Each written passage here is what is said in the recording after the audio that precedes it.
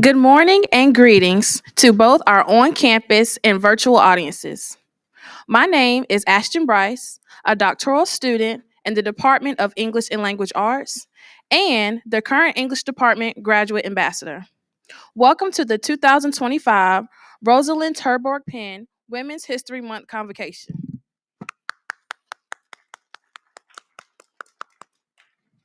Please allow me to share the occasion with you. I'll just hold it. In 1926, Dr. Carter G. Woodson created Negro History Week to share the accomplishments of African Americans with the world. It is important to note that Dr. Woodson's organization, the Association for the Study of African American Life and History, founded in 1915, crusaded throughout the 20th century to ensure that every citizen would know the name and work of Dr. Carter G. Woodson. In 2025, Woodson's association continues to champion the researching, publishing, and promotion of African American history, life, and culture. Every year, the association selects a Black history theme to guide a targeted discussion about African American history, and the 2025 Black history theme is African Americans and Labor. Morgan scholars contribute to the annual activities of the association, as did our legacy faculty, notably Dr. Rosalind Terborg Penn. To fast forward, Morgan State and Dr. Woodson found synergy in September of 1989 during the presidential administration of Dr. Earl S. Richardson. President Richardson instituted a year-long celebration of African American history and culture to be marked by monthly convocations. The Morgan community reminds itself of the achievements of its past and the imperative for even greater triumphs in its future. Morgan also honors the great contributors to humanity with a year long calendar from September to April, consisting of 9 convocations. In March, Women's History Month, this convocation highlights the contributions of women. In 2019, Dr. Edwin Johnson and others proposed that Women's Convocation be renamed the Dr. Rosalind Torberg Penn Women's History Month Convocation. President Wilson agreed, and in 2019, the inaugural Dr. Terborg Women Penn's History Month Convocation was born. In brief, Dr. Terborg Penn taught at Morgan State for over 35 years in the Department of History. Her research interests were African and African American women's history. Her scholarship pioneered the formation of African American women's history as a credible subfield within history. Thus, this convocation seeks to honor the legacy of gender focused scholarship innovated by Dr. Terborg Penn, as well as the importance of celebration, African American history, and culture envisioned by President Richardson. Today, the Terborg Penn Women's Convocation will commemorate the National Black History theme, African Americans and Labor, with the presentation from Dr. Danielle Phillips-Cunningham, author of Nannie Helen Burroughs' A Tower of Strength in the Labor World, followed by a brief interview with Morgan's own Dr. Ida Jones, Associate Director of Special Collections and the University Archivist. In closing, Morgan's Trailblazers initiative in establishing this year round celebration comes at a moment in the university's history, at a special time when the student body has urged the university to teach it more about its history. The university has responded admirably. For all convocation content, please visit Morgan State's YouTube channel. Thank you. Please stand for the singing of the Black National Anthem. Lift every voice and sing.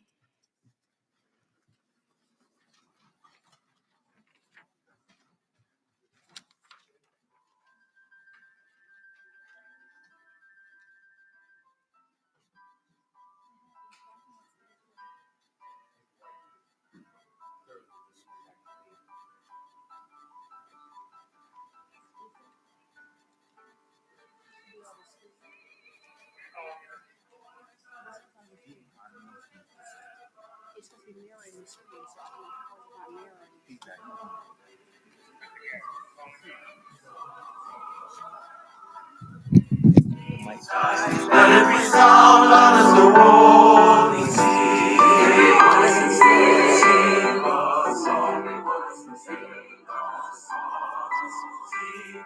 Sing a song. Sing a song. Sing a rising sun.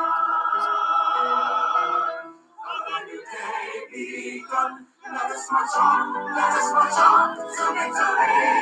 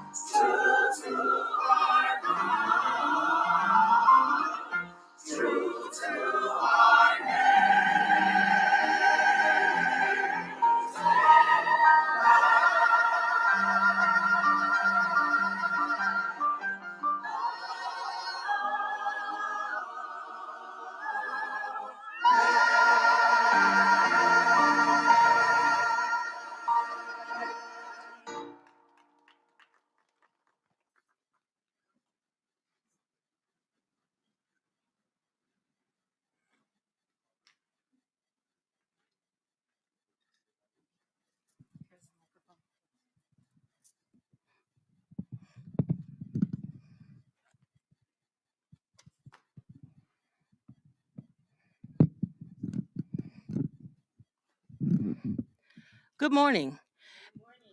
It is my pleasure to introduce this year's Dr. Rosalind Terborg Penn Women's History Month Convocation speaker, Dr. Danielle Phillips-Cunningham. It is especially gratifying because of her work on Nanny Helen Burroughs, educator and labor organizer. Dr. Phillips-Cunningham continues the tradition of combating erasure of historical Black women. In addition to Dr. Terborg Penn, Our Morgan faculty members have extended the legacies of Septima Clark and Henrietta Lacks, among others. So, Dr. Phillips-Cunningham, you are in great company. Dr. Danielle Phillips-Cunningham is an associate professor in the Department of Labor Studies and Employment Relations at Rutgers University. She earned a bachelor's degree in comparative women's studies from Spelman College and a doctorate in women and gender study from Rutgers University.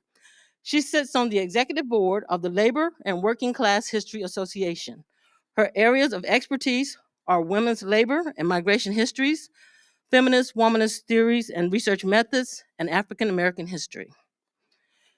Dr. Phillips-Cunningham is the recipient of the National Women's Studies Association Sarah A. Whaley Book Prize for Putting Their Hands on Race, Irish Immigrant and Southern Black Domestic Workers. Her articles about Irish immigrants and African American domestic workers have appeared in Signs, the Journal of Women and Culture and Society, and the Women's History Review. She is a co-principal investigator of Quakertown Stories, an African American public history and curriculum project funded by the National Endowment for the Humanities. She is also a co-principal investigator of the Women's Thought Leadership Program, a program for undergraduate and graduate students interested in writing op-eds based on their research. The program is supported by a grant from the Jane Nelson Institute for Women's Leadership. Dr. Phillips-Cunningham recently co-authored op-eds with women descendants of Quakertown in recognition of Juneteenth. As a fellow of the op-ed project's Public Voices of the South, she has written op-eds about African American women's labor and political organizing history. Her third book project about Elizabeth McDuffie, founder of the first federal Black Employees Union and personal assistant to Eleanor Roosevelt and President Franklin D. Roosevelt, is supported by research awards from the Atlanta University Center's Robert Woodruff Library and Georgia State University's Southern Labor Archives. Integrating her expertise in women's history, feminist theory, and curriculum building, Dr. Phillips-Cunningham developed a Bachelor of Arts program in Women and Gender Studies with concentration in community leadership and health. She is also co-teaching Women Taking the Lead, Race, Gender, and Labor with her colleague, Cherie Davis Faulkner. It is the first cross-listed course between Rutgers University, Spelman College, and the Advancing Black Strategists Initiative. In 2021, they also co-taught a course cross-listed between Texas Woman's University and Spelman College entitled COVID-19 and Black Workers, Race, Gender, and Labor. It was the first gender and labor course offered at a historically Black college and university. Her most recent work, Nanny Helen Burroughs, A Tower of Strength in the Labor World, ensures that for generations to come, Burroughs' contributions to American history and women's rights will be remembered. Today, she is going to share insights on Burroughs, who courageously proclaimed that Black women and girls had tremendous economic value, yet they were confined to the limited field of domestic service where they were treated like household slaves. The archival materials that Dr. Phillips-Cunningham examined in her work reveal Burroughs' eagerness and determination to change the world for Black women and girl wage earners. Please let us welcome Dr. Danielle Phillips-Cunningham.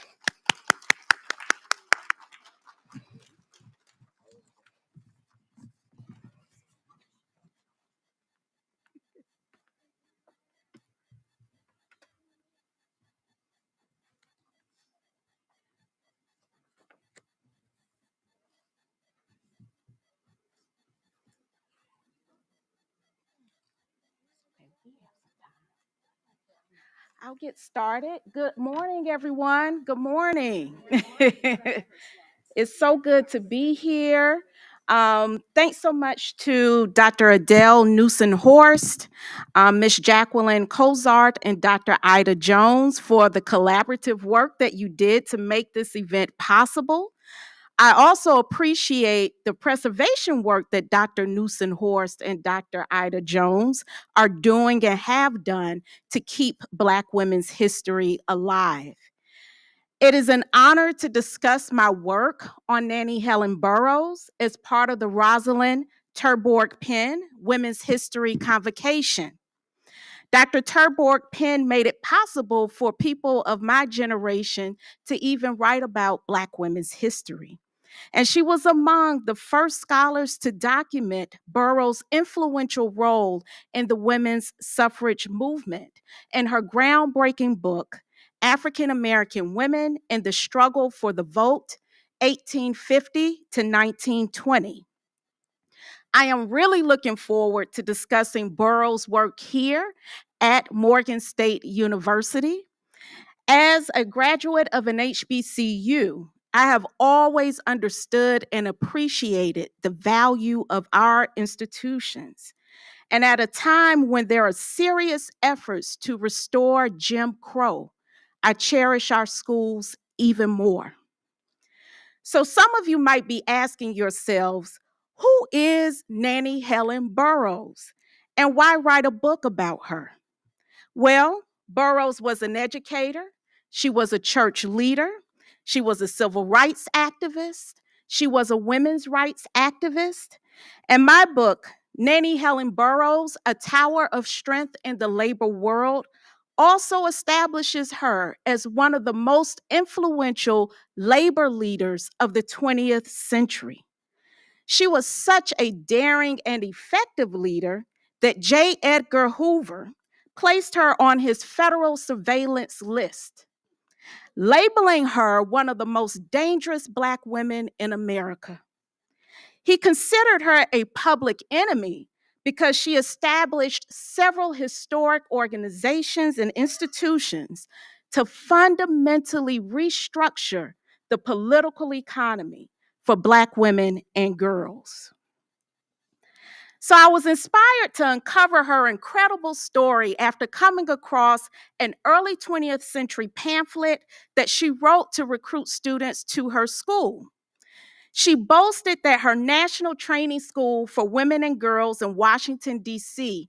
was the only school in the nation for, established, and managed by Black women. So when I first read this, I said to myself, now who is this person throwing shade toward my alma mater, Spelman College? Because you know how at HBCUs we are protective of our institutions. But at the time when Burroughs wrote the pamphlet, Spelman was one of very few institutions for Black women and girls.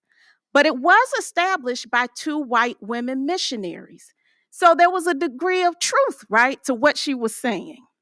So I dug further into the enormous Burroughs collection at the Library of Congress, which led me to several other archives across the country that hold pieces of her life.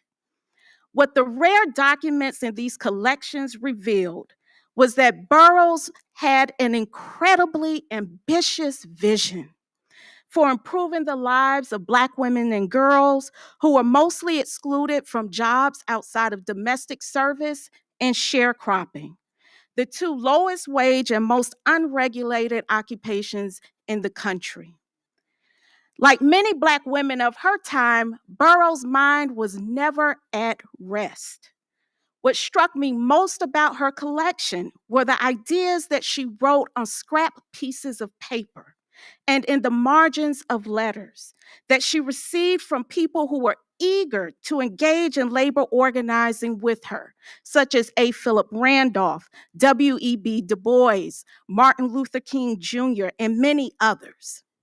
So these notes really touched me. And while I do not claim to be a creative writer, I wrote an epigraph to my book to help capture Burroughs' expansive vision that she expressed across her brainstorming notes in her collection. So I'll read this epigraph to you.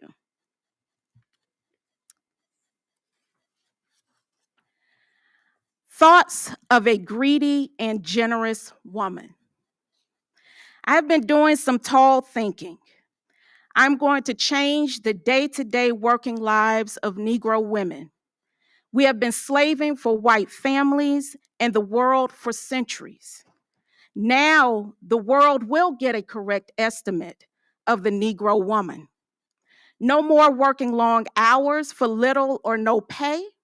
We will claim our God given right to work for ourselves, our families, our communities. 2 million of us cannot work outside of domestic service or sharecropping. We need to organize around an expansive vision, one that is full of opportunity. Just imagine it. Negro domestic workers as labor union members, Negro women as barbers, stenographers, print shop owners, actresses, waitresses, nurses, beauty culturalists, laundry business owners, whether commercial or in their own homes. Negro women earning a living wage in any field they desire. Work is about the mind as much as it is about the hands. Negro women deserve opportunities for upward career mobility, positions where they make decisions and come up with solutions to problems. A hotel maid becoming the person who checks in people at the front desk. You say there's a problem with your reservation? I will fix it. Labor and leisure are among the great lights of life. We deserve wages that allow us to enjoy buying holiday gifts for our children, our friends, and our family, buying new furniture and comfortable homes in any neighborhood we choose, sending our children to the best schools, trying on the latest clothing, shoes, and cosmetics at any department store, going to plays and jazz band performances at any club of our choice, going on vacations and staying at nice hotels anywhere in the world, riding in clean and comfortable train cars. This is a large undertaking. We must work on this vision from several angles: schools, the church, labor unions, women's organizations, the ballot box, theaters and music, articles, newspapers and books, businesses, legislation. It can be done. Our discontent is righteous, and we have a burning zeal to move forward. Hmm. Negro women becoming a tower of strength in the labor world. Now, that would be some kind of achievement. It would be the wholly impossible.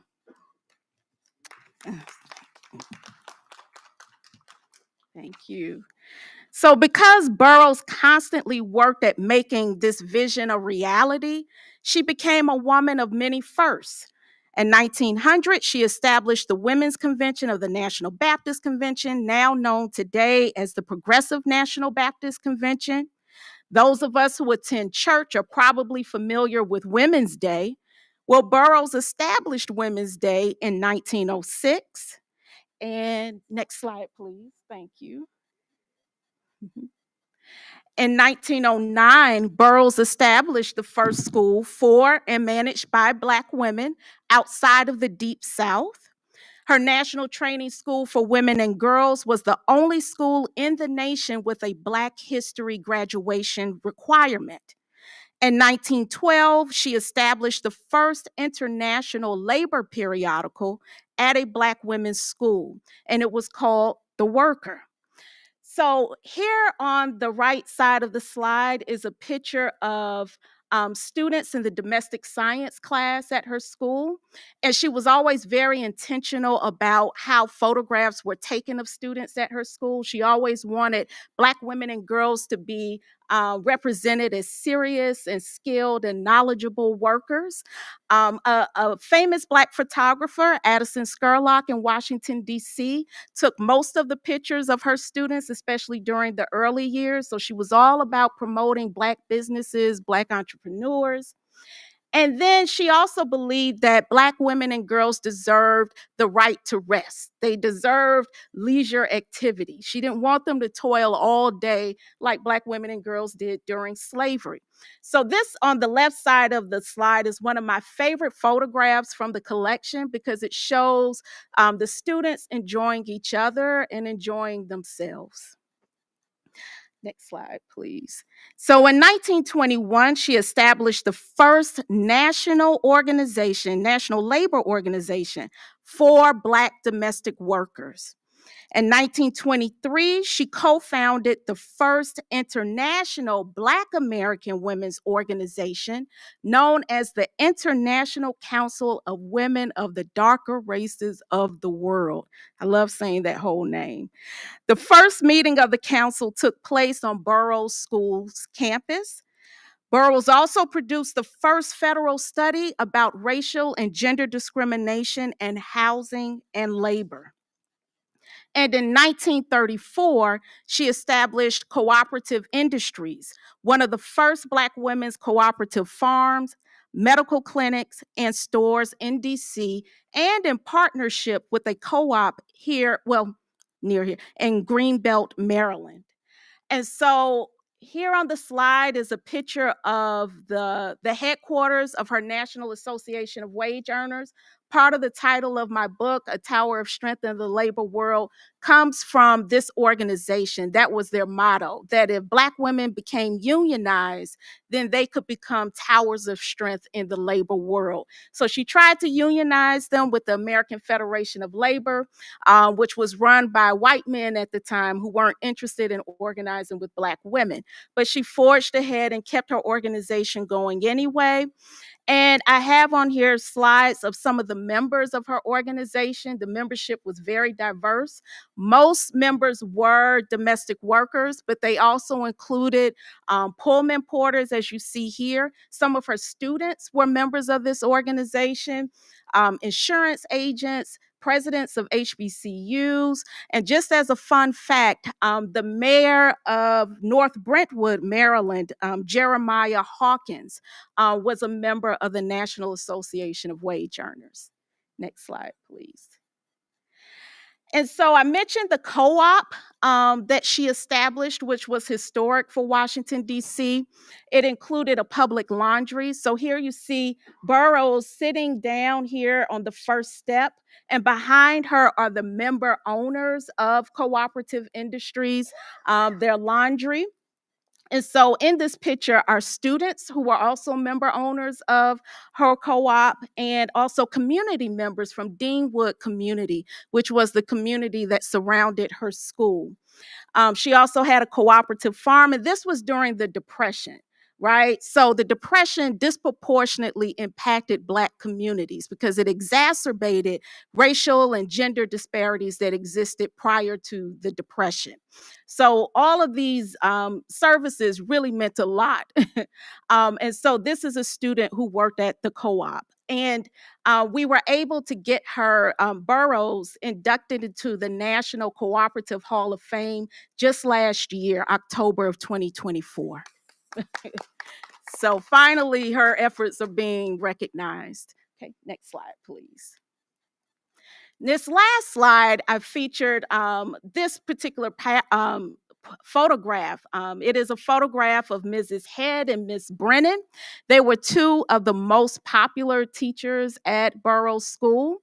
And I wanted to highlight them because part of how Burroughs was able to accomplish so much is because of the teachers at her school who held her school down as she was traveling across the US raising money for her school because it was a private school, and she had a hard time raising money for it because a lot of philanthropists didn't want to invest in schools for Black women and girls, right? But these teachers held it down. They did the everyday institution building work that sustained the school and also allowed Burroughs to do what she did.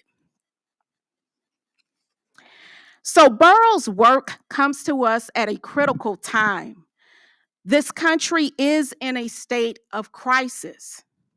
As a millennial, I believe my generation, Gen X and Gen Z, are at a crossroad where we must seriously ask ourselves, do we truly value democracy? Do we really care about the laws and amendments that Burroughs and our other ancestors fought for and that we benefit from every single day? And if so, how did past movement leaders like Burroughs keep moving forward in their constant disappointment in this country? Burroughs and other Black American women throughout history have provided us with blueprints for strengthening and repairing democracy. We just have to be willing to do what sociologist Mona Phillips calls everyday movement building work. Part of that work can include writing to effect change. For example, I want my book to do some work. I wanted to push readers not to just marvel at Burroughs' extraordinary accomplishments and say, oh, wow, she was a remarkable woman, and then put her in a glass case on a shelf or shove her back into a dusty archive. I want the book to widen the thinkers we go to when we grapple with the deeply historical and ever present race and labor problem in this country. So often we look to Booker T. Washington and W.E.B. Du Bois, and we should continue to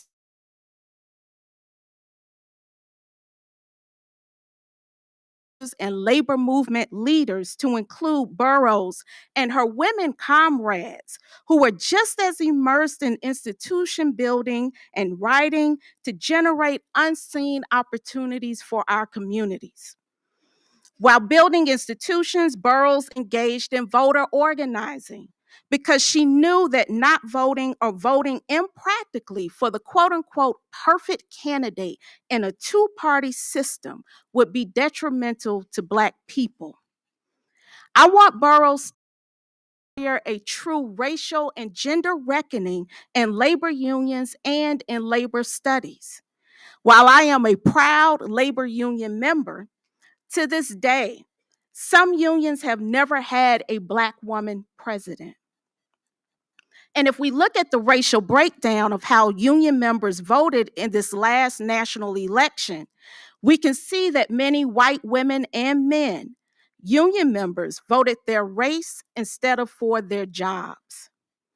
And still, some labor studies scholars romanticize the white working class and argue that class is more important than race. We can take lessons from Burroughs' creativity. Her formerly enslaved parents and grandparents could not give her an exact blueprint for organizing against Jim Crow because they were of a different generation. So Burroughs took from them what was applicable for her time, and she experimented with newer methods, such as writing plays, to inspire community action against racism, sexism, and labor exploitation. We are in a similar position that Burroughs navigated. While some injustices are very familiar, the current administration, presidential administration, is not exactly like the White House officials who Burroughs negotiated with. Yes, former officials were racist too, but they were not committed to dismantling every single institution in this country to sell the nation to the highest bidder. So we can simultaneously look toward people like Burroughs for organizing blueprints and develop our own organizing methods. And these methods probably won't generate a lot of likes and hearts on TikTok and Instagram, but they could save our lives. So I will stop here, and I look forward to engaging in a conversation with Dr. Jones and with you about Burroughs.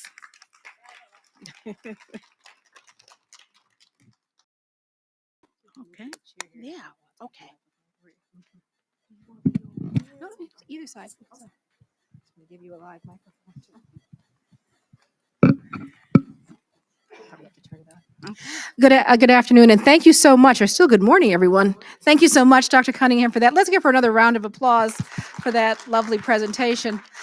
Just by number, who had heard of Nannie Helen Burroughs before? Okay. Wow, that's a lot of people. I'm surprised. So that's very good. But I think when we look at her in juxtaposition to our contemporary time, can you talk about how she challenged African Americans? Her, how she talked about the 12 things Negroes need to stop doing. So it's not always some external force causing problems, but to look internally. Yeah, that's a very good point. Is it on? No. Okay. Hello? Is that okay? Great. Thank you for that question, Dr. Jones. I like to say that Burroughs was hard on Black people and white people, but she was hardest on us. And I think part of that is because she loved Black people. And she was only really interested in us. So she wrote this pamphlet, which was 12 things white people must stop doing to Negroes, and 12 things Negroes must stop doing. And so she was all about accountability, about Black people always taking responsibility of their communities. And in some ways, if you read it through a 21st century lens, it seems conservative, but it's actually kind of functional in many ways, because she never fully trusted the government or white government officials to address the needs of Black people. So she said we have to do it ourselves. So she was always about a proponent of hard work. She was always a proponent about building institutions and organizations for our own communities. She believed in funding our own organizations and communities. As I mentioned earlier, she had a really hard time raising money for her National Training School for Women and Girls, but she insisted on taking that path, because she said, I don't want white philanthropists to determine the curriculum at my school. Right? Because a lot of white philanthropists at the time thought that, especially Black women and girls, should just be more, quote unquote, efficient domestic servants, right? More efficient sharecroppers. And so they were opposed to even academic learning, right? So that was huge for her to include that in her curriculum. But she was all about Black people taking care of themselves. And even when I mentioned entrepreneurship, she did not think that Black people should become entrepreneurs just so that they could become individually wealthy, right? She was always about entrepreneurial projects that impacted and that benefited Black communities, right? Always thinking about the greater good. So in a summary, right, because she wrote 12 things, it's on Google, so you can Google it and see all of the things she tells us what we need to be doing. But in a nutshell, that's what she's saying, that we have to take the responsibility for ourselves, because white people aren't going to save us. Great. Along those lines, we look at gender Mhm, and we understand the friction between men and women and the kind of intra-racial gender issue. mhm. Can you look and mention about at least 2 or 3 African American men of note? I know some of them. I don't want to bias your selection, but the Okay. idea to, well, Kelly Miller, of course. Yeah, yeah, Kelly Miller is my guy. But yeah. outside of Kelly Miller and others, could you mention like 2 or 3 other Black men Mhm. who supported her Yes. in what she did? So it was not this kind of antagonism or undermining. Can you talk about how there was some unity of vision there? Yeah, I love this question, because I think it amplifies how influential she was. So actually, one person was W.E.B. Du Bois. She gave Du Bois a hard time, I think, but he had the ego to withstand it. So it's not like his feelings were hurt. But ever since she actually started a small school in Louisville, Kentucky, before she started the larger school in Washington, D.C., and it was really a school for teachers, because Black teachers in Louisville didn't have job protections, and they didn't have access to promotions.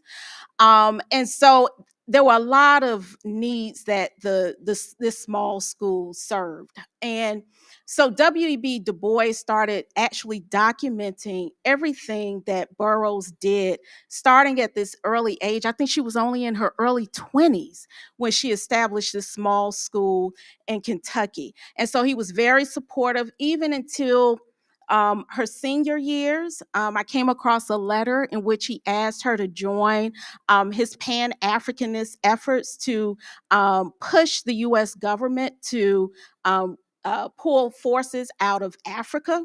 She was one of the first people that he turned to. So I would say Du Bois was a supporter. William Jernigan was also a huge supporter, and Pastor Walter Henderson Brooks, who was the pastor of 19th Street Baptist Church in Washington, D.C., which is a historic church.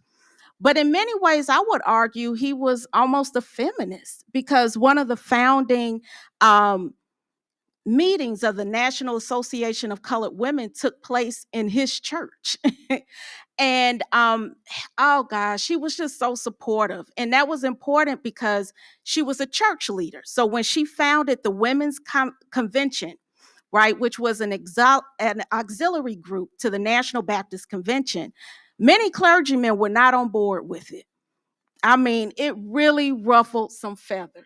So much to the point where, and I know you know this quote, Dr. Jones, where, Burroughs was giving a speech and she was trying to convince the convention to create this women's group. And someone yelled at her. Some guy yelled at her and told her, "Why don't you sit down? You're just an upstart." And she said, "No, I'm just starting up." So this tells you like the personality, the audacious personality of Nanny Helen Burroughs.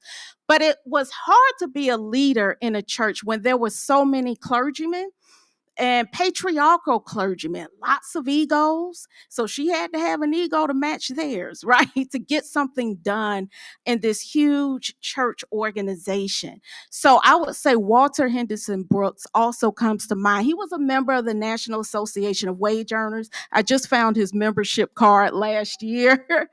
um, Huge. He also taught some of the first classes at her school. So he was right there. So she was able to accomplish some things in the church because of the men allies that she had. They were few in number, but they rode hard for her. So when we say the threat of these women, can you mention the number of women she was able to corral under this organization? She was able to, the last number that I saw in the National Baptist Convention records was 5 million women of the Women's Convention. That is huge. I mean, 5 million women. And this was, so there was a white, right, counterpart to the National Baptist Convention. The National Baptist Convention was the largest Black, right, Baptist convention. And then there was the Southern Baptist Convention, which was predominantly white. But yes, to start this 5 million. So that's why there are lots of letters in her collection from Paul Robeson Sr., from Du Bois, from A. Philip Randolph, from Ella Baker, because partly because of who she was as a leader of this enormous organization. So that there was a lot of power in the organization. The fundraising power of the Women's Convention was like off the charts. Martin Luther King Jr. depended on them a lot to fundraise for his initiatives. So there's a lot of economic power also that her group had. It was quite stunning. I love that. And I think, can you give her bookends, her birth date and her death date, and how she arrives in Washington, D.C., and how her parents influenced her life? Yeah. So she was born, we think, around 1879. Like many children of formerly enslaved people, she did not know her actual birth date. In fact, she would cite different birth years depending on how she wanted to present herself publicly. And I just think that's fascinating how we developed our identities after slavery. Um, so around 1879, and she was born in Orange County, Virginia, which was a rural, small town in Virginia. And her mother, who worked as a domestic worker, who was enslaved, emancipated when she became a teenager, wanted to migrate, as many Black women did, move to southern cities and northern cities for better paying domestic service jobs and to leave sharecropping. And so she moved from Orange County to Richmond, Virginia, and then to Washington, D.C. So I think because Burroughs was a child of the Great Migration, she saw a lot of the benefits of the Great Migration because in DC, she could attend M Street School, which was the first public school for Black people in the country. There, she was educated by people's names we might recognize today: Anna Julia Cooper, Mary Church Terrell, and others. And then and then she was introduced to Walter Henderson Brooks because she and her mother lived right down the street from 19th Street Baptist Church. She developed her rhetorical skills from being a church member, being a member of 19th Street. So there was a lot that really went into who she was and that cultivated her as a leader during her early years. And then she just took off from there, and she became the first of many. And when she passed away, she had just done a lot. There were some things she still wanted to do. Again, there are lots of notes in her archive that just show the passion to continue going. Some of the notes were barely legible because she was dealing with a few chronic illnesses toward the end of her life, but she was still saying what she wanted to do next. And she actually said, "The country is burning." And I think she was referring to the civil rights movement and all of these organizations and how she could see what was coming ahead, but still wanted to do more. So from the beginning to the end, she was just always pushing for better and for more for Black people. And that's 1961 when she passes away. 1961. So she's spanning 2 centuries, really, on some level. Last question for those of us who might not be as bookish or love archives. Can you talk about her using theater and theatrical productions and other ways to engage the community where they are? Yes. Okay. So this relates back to what I said about Du Bois. She actually criticized Black Reconstruction, which was this book, which I consider a classic, and I liked it. But she said that, Black Reconstruction didn't really speak to the souls of Black folk. She wanted to reach everyday working Black people. And so she was sometimes critical of scholarly writings that included a lot of jargon. She wanted change in literature to be accessible. So she tapped into the Black little theater movement of the Harlem Renaissance era. And she wrote stage plays because she said stage plays are a way to reach people. They're a way to really touch the hearts and the emotions of Black people. And so one of her favorite plays was When Truth Gets a Hearing. And I think it was one of the most loudest proclamations that are calling out to us, right, to organize around labor issues. It had a lot of Pan-African themes. At the end, she really encourages everyone to organize against racism, like our brothers and sisters did in Ethiopia, in Haiti, and in Liberia. She wrote Slabtown Convention, which was a critique of patriarchy in the church. And she critiqued Black women who were complicit with patriarchy in the church. So she came for everybody. And Slabtown Convention is still performed in many churches today. And she wanted us to continue performing her plays. She actually has notes that accompany her plays that tell you what music to play. She tells you how to write, how to play the different scenes of the play. So yeah, she was a very nimble organizer who tried to meet the moment and didn't just stick to one organizing method. We could talk all day, but I know people do have classes to get to. So I want to thank Dr. Cunningham again for her lovely presentation and her work. We do have copies in the library. They will be in the catalog soon. I'm going to turn it over to Ms. Bryce. Okay, Thank you. Thank you.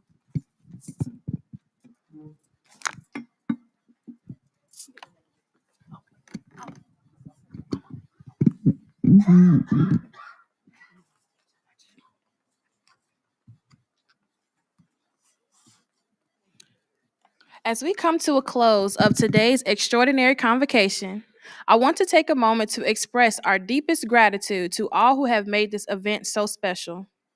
First, a heartfelt thank you to the Morgan State Choir for their powerful and inspiring performance today.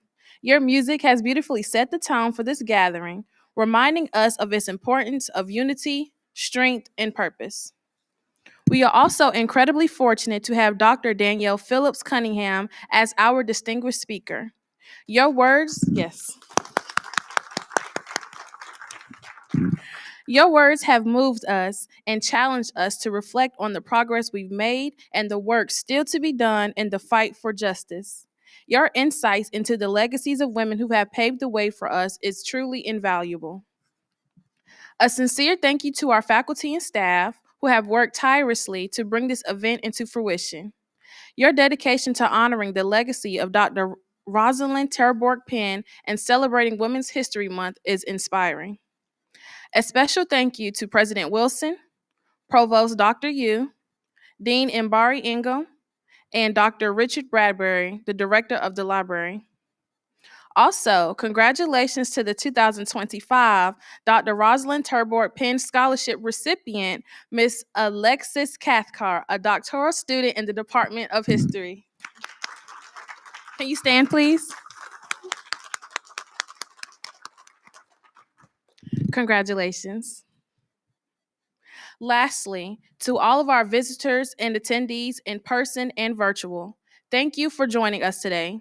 Your presence here not only honors the legacy of women in history, but also demonstrates the strength of our collective commitment to ensuring that the contributions are never forgotten. As we leave today, let us carry forward the lessons we've learned and the inspiration we've gained. Let's continue to honor the past, advocate for the present, and shape a future where all women are celebrated for their achievements, their resilience, and their unwavering contributions to society. Thank you again for being a part of this memorable occasion, and we look forward to continuing the important conversation in the years ahead. We will now have the singing of the alma mater led by Darvin Scott. Will you please stand?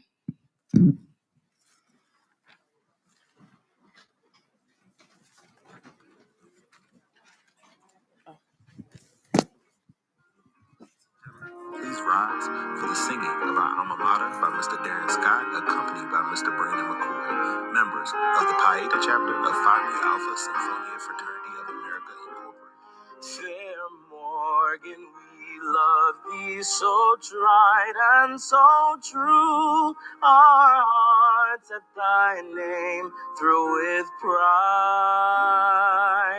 We owe thee allegiance, we pledge thee our faith, a faith which shall ever abide. We pledge thee our love, we pledge thee our faith, whatever the future may bring. And thus our devotion, fidelity to, and homage we pay as we sing. Fair Morgan, as onward the years quickly fly, and thou livest in memory sweet, we bring thee our laurels, whatever they be, and lay them with joy at thy feet. We pledge thee our love, we pledge thee our faith, whatever the future may bring. And thus our devotion, fidelity to, and homage we pay as we sing. We pledge thee our love, we pledge thee our faith, whatever the future may bring. And thus our devotion, fidelity to, and homage we pay as we sing. We sing.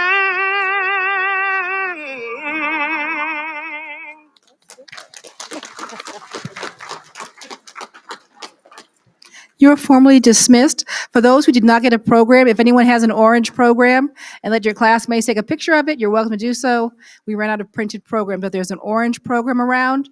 So those who have an orange slip, If you can wave it and let your classmates take a picture, that'd be great. All righty.